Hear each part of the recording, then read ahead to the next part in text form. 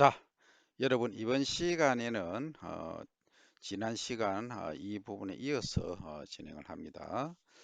쌀 및 부산물을 어떻게 이용할 것인가 하는 얘기입니다. 일반적으로 포장 양국의 등급 기준, 규격 기준이라는 게 있는데 보통은 수분이 16%, 수분은 다 16% 기준으로 타켓으로 둡니다. 그죠?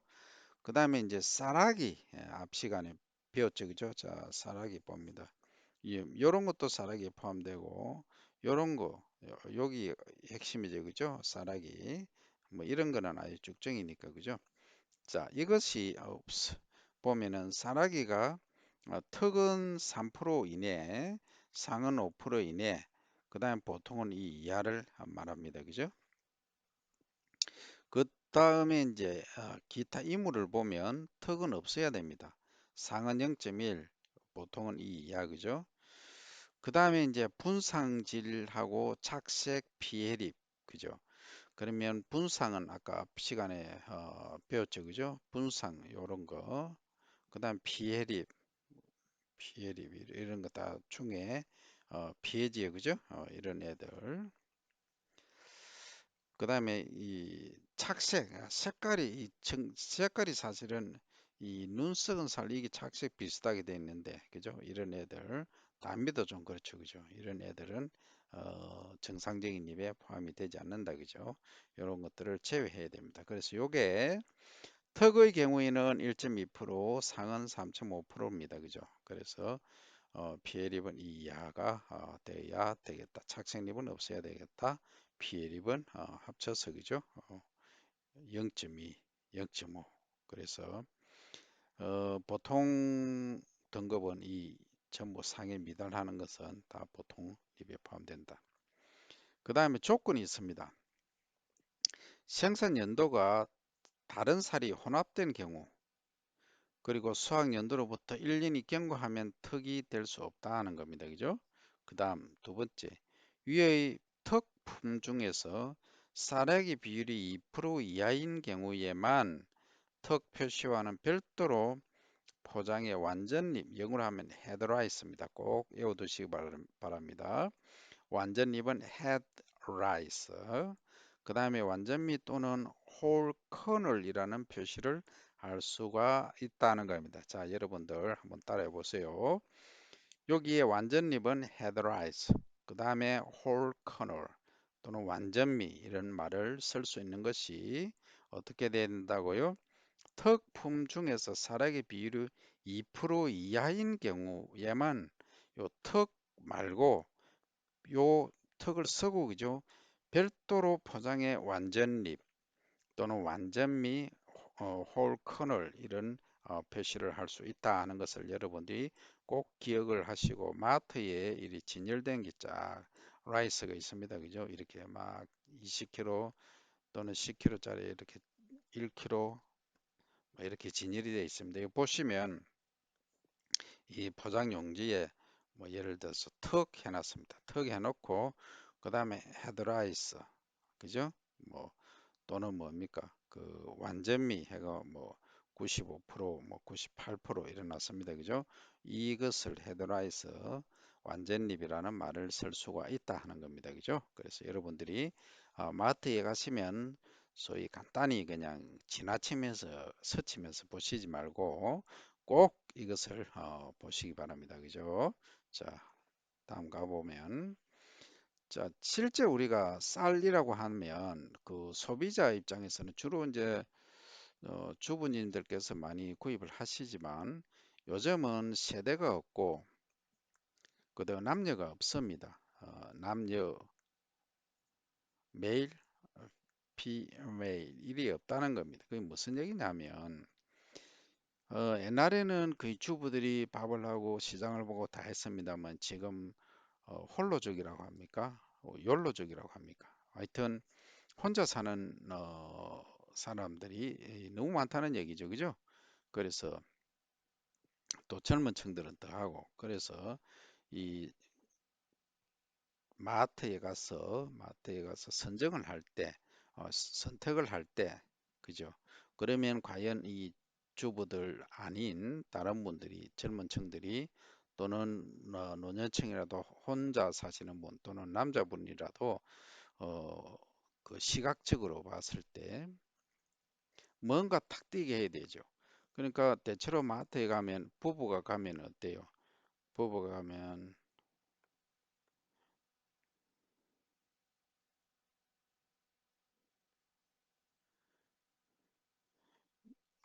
대체로 이제 여러분들 엄마 아빠나 아니면 본인이나 보면은 엄마 아빠 같이 가면 어떻습니까? 아빠는 저 앞에 가 있고 엄마는 시장 하나 챙기면서 늦게 가거나 부부 중에 남편은 저 앞에 가 있고 여자분은 뒤에 따라가죠, 그죠? 천천히 가죠. 그러니까 남자분들은 얼른 한 바퀴씩 돌고 시장 다 봤다 가자 하죠. 그런데 여자분들은 꼼꼼하게 여기 가서 전부 진열대 가서 다 하나하나 챙겨봅니다. 아, 이거는 가격이 어떻고, 그 다음 또 뭡니까? 아, 요거는 상표가 어떻고, 완전미량이 몇 프로고, 단백질이 몇 프로고, 밥맛이 어느 정도고 다 보죠. 원산지가 어디고, 그 다음에 쌀의 이름이 뭐냐, 어디서 생산된 거냐, 산지가 뭐냐, 뭐 다 보십니다. 그죠? 그래서 남자분들하고 이게 성차별은 아니고 대체적으로 특성이 그래요. 남자분들은 대충 보고 대충 고르지만 여자분들은 아주 꼼꼼하다 이거죠. 그래서 남자분들은 대체적으로 무게라든지 또는 겉으로 보기에 탁 가까이 있는 것 주로 이제 잡죠. 그죠? 그런 게 여성분들과 차이가 난다. 그러면 우리가 도정을 해서 판매를 할 때는 실제 이제 여성분들이 더 까다롭기 때문에 여성분들의 그 취향을 잘 저격할 필요성이 있지만 그래도 이제 혼자 사시는 분들이 많으시기 때문에 대체로 시간이 많은 여유가 있으신 분들은 또 더 꼼꼼하게 남자분들이 보시는 경우도 있습니다. 그러면 여러 가지 이런 조건들, 그죠? 산지가 어디냐? 그 다음에 쌀의 품종명은 뭐냐, 어디서 생산했느냐, 누가 생산했느냐, 그죠? 이런 것들, 친환경 인증 마크가 있느냐, 없느냐, 또는 GAP 마크가 있느냐, 없느냐, 이런 것들을 다 본다는 거죠, 그죠? 그래서 여기에 영향을 미치는 것들이 과연 뭐냐 하는 거죠. 그러면 실제 우리가 나중에 집에 가서 밥은 누가 합니까? 밥은 누가 합니까? 밥은 누가 합니까? 하니까 당황스럽죠, 그죠? 누가 합니까? 밥은 누가 하냐고 물으면 대부분 학생들이 엄마가 합니다. 또 어떻습니까? 그 자취하는 학생들은 제가 합니다. 아니면 학교에서 밥 해주던데요? 아니면 회사에서 밥 하는데요? 이렇게 얘기를 합니다. 그죠? 대단히 미안한 얘기지만 밥은 이게 밥은 누가 하느냐? 밥솥이 합니다. 밥솥이. 엄청 엉뚱한 대답이죠. 뭐 이렇게 또 하면은 학생들 반발이 심할 겁니다. 교수님, 엄마가 하지요. 할머니가 하시죠. 뭐 이렇게 또 얘기를 하는 항변하는 학생이 있을 건데 밥은 누가 하느냐? 엄밀히 얘기합시다. 분명하게 뭡니까? 밥솥이 밥을 합니다. 그죠? 그 왜 그러냐? 자, 잘 한번 보세요. 요즘 쌀 어떻습니까? 씻습니까? 안 씻습니까? 안 씻죠? 그냥 물 한번 쭉 붓고 한두 번 헹구고 밥을 안 친다 그러죠. 그러니까 이렇게 밥솥이 있다 하면은 여기에다가 쌀을 이만큼 넣으면 자, 물은 어느 정도 손등이 딱 한 80%가 손등이 딱 손가락을 딱 손을 바닥을 뗐을 때 3분의 2가 딱 잠기는 정도 하면은 밥이 잘 된다. 근데 시간이 15분 정도 됐으면 이제 김이 빠집니다 합니다. 그죠? 밥이 다 되어 갑니다. 밥솥이 다 하잖아요. 그죠? 다 조율합니다. 지나치게 물이 많으면 전기를 또 많이 빼내고 하기 때문에 밥은 밥솥이 합니다. 그죠? 엄마가 안 치는 거죠. 엄마는 안 치고 퍼는 거죠. 그죠? 그 분명히 얘기합시다. 그러면 밥솥의 성능이 그만큼 중요하다. 그죠? 그러면 우리 이 농업은 실제 생산을 하는 것이 아니고 뭐하고 연관이 되느냐 하면은 밥솥 산업, 밥솥 산업하고 연관이 되어 있다. 그죠? 그럼 결국은 농업 행위라고 하는 것은 모든 게 뭡니까? 산업입니다. 산업. 이 밥솥 하나를 만들기 위해서 뭐하고 연결되어 있습니까? 전기가 어떤 전기를 쓰느냐부터 시작해서 그죠? 그 다음에 몇 볼트, 몇 와트가 들어가고 빨리 되게 하려면 어떻게 여기 진공 상태로 만들어주고 하는 이 모든 일련의 과정들 이것들이 뭐라는 얘기입니까? 전부가 기능적인 기계적인 얘기들을 하는 거죠. 기계적인 기계하고 관계되어 있다. 이게 전부 하나의 산업이더라 하는 겁니다. 이걸 여러분들이 잘 이해를 하셔야 앞으로 농산업이 어떻게 발전할 것인가 거기에다가 현대는 뭡니까? 스마트의 시대 아닙니까? 스마트 농산업을 어떻게 발전을 시키느냐. 결국은 뭡니까? 여기에 타이머가 들어갔다. 자, 30분 후에 밥이 됩니다. 20분 후에 밥이 됩니다. 자, 밥이 다 되어 갑니다. 이제 전기를 배출하겠습니다. 이제 맛있게 드십시오 하는 건 뭡니까? 전부 AI 기능이 여기 도입되어 있는 거죠. 스마트한 그죠? 그리고 물량이 지나치게 많을 때는 빼내고 또 뭡니까? 적을 때는 적게 빼내고 하는 이런 일련의 과정들이 전부 스마트 농업하고 관계되어 있다. 그래서 현대는 스마트 시대다. 예. 이 말에 대해서 어떤 의견이 있습니까? 아, 안 들리니까 없습니다. 그죠? 있을 수도 있겠죠. 하지만 여러분들은 이제 하나를 보면은 몇 가지를 생각해야 되느냐 하면 두 가지, 세 가지, 네 가지, 열 가지, 백 가지를 생각해야 됩니다. 그러면 이 산업에 그러면 지금 밥솥은 옛날에는 뭐 7인승, 7인용, 8인용 뭐 이렇게 했지만 지금은 어때요? 옛날에는 밥하는 시간이 1시간 걸렸죠. 엄마가 아궁이에 할아버지는 아니고 할머니께서 밥을 하실 때 나무를 떼어서 얼마나 걸렸습니까? 기본이 몇 시간이었습니까? 나무 떼서 밥하려고 하면 기본이 1시간이었습니다. 뜸 들이고 그리고 또 보리쌀 여러분들 잘 모르시죠? 보리쌀 이 보리쌀은 한번 찝니다. 한번 밥을 하죠. 해서 이 바구니에 대광줄이라고 하죠. 여기다가 또 놔뒀다가 그러니까 이게 보리쌀은 딱딱해서 잘 익지를 않습니다. 그럼 쌀하고 같이 가마솥에 넣으면 이렇게 위에는 밑에는 쌀 넣고 위에는 뭡니까?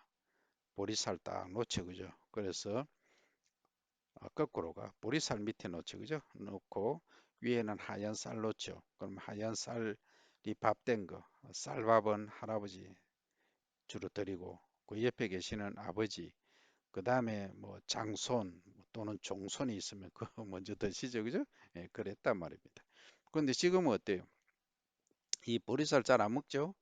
잘 안 먹으니까 이 밥솥이 어떻게 얘기합니까? 아, 찰밥이냐? 아니면 보리밥이냐? 아니면 캐속이냐? 아니면 뭐냐? 이렇게 다 선택하라고 버튼으로 다 표시를 다 해놓습니다. 그죠? 오늘 뭐 스위치만 누르면 모든 게 해결됩니다. 그런 시대에 됐다. 그래서 스마트 앤 패스트 시대다. 패스트. 그러니까 옛날에는 한번 밥을 해서 아침에 하면 뭐 저녁에 굳이 안 한다든지 저녁에 주로 뭐 할 경우에는 새로 하기도 합니다만 옛날에는 대식구, 대가족, 뭐 한 가족이 보통 뭐 8명, 10명 이렇게 식사를 같이 했습니다만 지금은 밥솥 사이즈도 2인용, 뭐 5인용 이렇게 줄어듭니다. 줄어드니까 아침에 밥을 해놨다가 또는 저녁에 밥을 했다가 아침 그 다음 날까지 먹고 새밥 하는데 시간이 20분, 25분밖에 안 걸리기 때문에 그리고 내가 안 하기 때문에 밥솥이 다 하고 다 되면 드세요 하고 여기까지 다 해주기 때문에 그죠? 굳이 뭐 어렵게 할 이유가 없다. 그래서 밥솥 사이즈도 줄어들게 되고 그죠? 여러 가지 조건들이 다 지금 달라지게 돼 있다 그죠? 그러면 실제 우리가 밥을 먹는데 이 밥맛에 쌀밥에 영향을 미치는 것들이 뭐가 있느냐 쭉이 리스트 다 돼 있단 말이죠. 그러니까 어떤 품종을 선택하느냐 밥맛이 좋은 품종, 밥맛이 나쁜 품종, 그 다음에 이제 파종을 했을 때, 이양을 했을 때, 그 다음에 수확할 때, 저장은 어떤 조건을 하고, 도정할 때 어떻게 했느냐, 건조를 어떻게 하느냐, 이 모든 과정들이 결국은 이 밥맛에 영향을 미치더라 하는 거죠. 그죠? 그래서 잘 보시면 결국은 핵심은 뭐예요? 밥맛은 단백질 함량이 적고 MgKB, 마그네슘이 KB 했을 때 이게 좀 커야죠. 그죠? 다른 것보다. 됐죠? 그 다음에 지방이 어때요? 산패가 적어야 된다. 오래된 소위 묵은 살은 산소하고 결합해서 산패가 되어 있더라. 안 좋다 이 말이죠. 산패가 적어야 된다. 그러니까 신선한 쌀이어야 된다. 결국 저장까지 이제 관계되죠. 결국은 이 단백질 함량이 적어야 된다는 말은 여기 이제 우끄름 또는 밑거름 이 비료죠, 그죠? 비료를 적게 줘야 된다 하는 거죠. 비료를 많이 주는 순간 어때요? 단백질 함량이 증가하기 때문에 밥맛이 줄어든다. 그 다음에 MgKB라고 하는 것도 뭐예요? 결국은 마그네슘하고 칼륨비인데 우리가 비료의 3요소는 뭐예요? NPK죠. 질소, 인산, 칼이더라는 겁니다. 이 세 개 중에 대체로 NPK를 주는데 이 칼륨, 이 비료를 주니까 어떻게 됩니까? 결국은 K 함량이 높아지니까 밥맛이 줄어들더라 하는 얘기죠. 그래서 우리가 비료의 3요소에서 비료를 주더라도 이 점을 생각해서 그래서 마그네슘 같은 경우에는 결국은 K하고 비례했을 때 다르더라 하는 거죠. 조금 높은 것이 좋다. 그런데 정량적으로 보면은 당연히 칼륨이 비료의 3요소이기 때문에 많습니다. 그죠? 그 점을 이해를 하시고 그 다음에 또 밥맛에 영향을 미치는 게 뭐냐? 쓰러지느냐 안 쓰러지느냐. 쓰러진다는 것을 우리가 전문 용어로 뭐라 그러죠? 예, 도복이라고 하죠. 도복. 도복이 매우 중요하더라. 도복되는 순간 양분, 수분 이동이 제대로 안 되고 잘못하면은 습도가 높으면은 뭐 합니까? 이삭수 발화, 이삭에서 발화를 하는 수발화 문제가 발생해서 포미가 확 떨어집니다. 그죠? 그 다음에 여기 이제 건조할 때도 마찬가지입니다. 몇 도씨에 건조하느냐? 40도, 45도, 50도 다 공부를 했습니다. 그죠? 그래서 가능하면 40도 이내에서 하는 게 좋더라 하는 거죠. 그 다음에 도정은 어떻게 할 거냐 하는 얘기죠. 그러니까 10분도로 하느냐 아니면 뭐 7분도로 하느냐 그 현미를 많이 깎아내느냐 적게 깎아내느냐 상당히 영향을 미치더라 하는 이러한 점들을 여러분들이 이해를 하셔야 됩니다. 그죠? 그 다음에 여기 또 병해충도 관리를 당연히 하게 되겠죠. 그래서 병해충이 많으면 발생이 많으면 쌀 품위가 떨어지고 밥맛이 없다 그죠. 그래서 수확 시기는 그러면 언제 할 거냐? 그래서 조생종은 한 40일경 출수 후에 중만생종은 45일 정도에 한다 하는 거죠. 그래서 좀 빨리 하고 늦게 하고 그 다음에 물 관리는 어떻게 할 거냐? 물을 끝까지 많이 댈 거냐, 적게 댈 거냐, 그죠? 물을 평소에 많이 대 놓으면 어때요? 온도 변화는 적지만 뿌리가 연약하게 자라죠. 뿌리가 약하면 어떤 문제가 발생합니까? 뿌리가 약하면 도복이 됩니다. 그죠? 그래서 이 모든 일련의 과정들이 다 연관되어 있다. 그리고 기상 조건 한번 보세요. 자, 이렇게 수확 시기가 출수 이후에 햇빛이 쨍쨍 내리 쬐는 게 좋습니까? 아니면 비가 내리고 습한 경우가 좋습니까? 당연히 햇살이 쫙 내리쬐야 어떻습니까? 광합성을 많이 하겠죠. 광합성을 많이 해야 당이 많이 형성되어서 만들어져서 그게 전분으로 축적이 되죠. 그래서 그 전분이 결국은 뭡니까?